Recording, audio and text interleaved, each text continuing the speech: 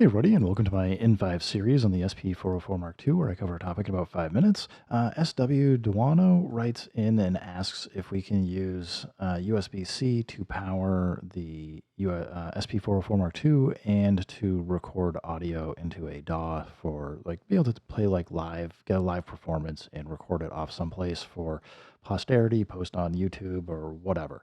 And the short answer is absolutely yes, but I want to cover a few things. So first up, I am unplugging the SP404 mk2 here, and I currently just want to show you no connections. I actually only pulled out one battery, but I'm just going to show you if you put the battery back in, I can absolutely turn it on, get power. So if you want to do something like this, you don't want to draw off of your batteries, you really only need to pull one out. And the reason why you're probably going to want to pull one out if you're going to be traveling with batteries is the SP404 mk2 will actually drain down and draw power off of your batteries, even if you're powering over USB. So can be annoying if you're expecting to be able to use battery power later after you've been doing a long session with your over USB, and you find out that your batteries are practically dead or completely dead. So my advice would be, if you're going to be powering over USB, take one battery out, put it someplace where you won't lose it or forget about it. Next thing I want to show you, after we take this battery, just put it to the side. Yeah, we can get power. I'm just going to plug in, though, because I want to show you a behavior that you absolutely want to know about. And that is, plug in here, picking up some line noise. All this stuff gets super annoying. Anyway, we'll get to the line noise in a second. I'm going to plug USB-C in. So we're now going to get power off of USB-C, and it's from the power connection. I'm going to turn it on.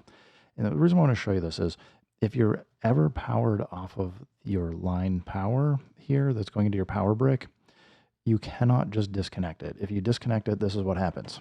You immediately lose power. So even though we still technically have power coming over USB here, if you get power coming from here, don't disconnect it.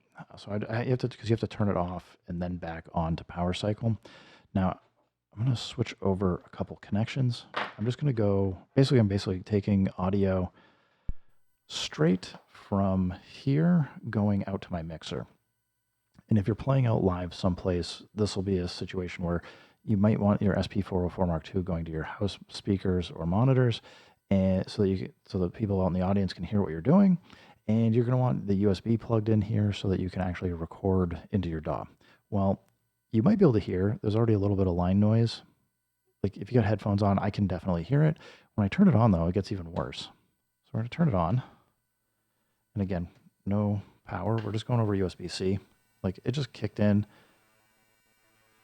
You might be able to hear this now. If you can, if you can't, cool. I don't know. I don't know what OBS is capturing, but if you can hear it, then you'll know you don't want this getting out to the audience because it's going to sound terrible. So frequently, if you've got if you have dirty noise coming from your USB-C connection because you're getting power from there, you're probably going to want a line noise isolator. To get this, basically I'm just going to disconnect from the mixer. I'm going to connect the SP404 mk2 into the line noise isolator, and then it's going directly from here back to the mixer. And the sound is immediately gone for like that loud ground noise distortion effect, like sound, not effect, but it goes away. And you do have, I usually have my SP404 mk2 at about noontime for sound. You've got plenty of additional headroom, so you don't have to worry about the noise isolator bringing that level down. Anyway, next up, I'm going to come over here. As part of disconnecting and reconnecting the SP404 mk2 and losing power, it has lost my connection to Ableton Live, so I need to come back in and go to settings, and I'm just going to set output to SP404 mk2 and input to SP404 mk2. You may find you don't want the output from going to the SP404 mk2. only because you may have system noises from your computer. Like, you don't want to be playing and all of a sudden you get a Discord or Twitch or Instagram notification. So you probably want to turn those off. But, or, just make sure you don't have ext source on, and then it won't actually let any of that audio through. But I would say, test it ahead of time, see if it does what you want. So with those two settings done, I'm just going to close. Actually, let's go input config. We got mono 1 and 2 and stereo 1, 2. So we're good. I'm going to close this, and you're going to immediately see if I hit a pad, we're getting audio here. The DAW sees it, so we're already in good shape. I've set monitor to auto. If you set it to off, you'll see it up here, but nothing super fun will happen. We're going to go auto. I can just come up, I can arm the track, and I can just start recording.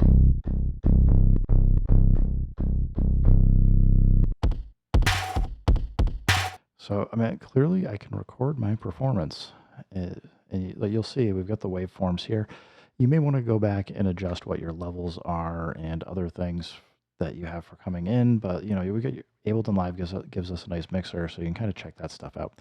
Anyway, SW Duano, thank you for the question. Everybody else, thanks for stopping by. Keep making music, keep having fun. Remember, if it sounds good, it is good. And peace.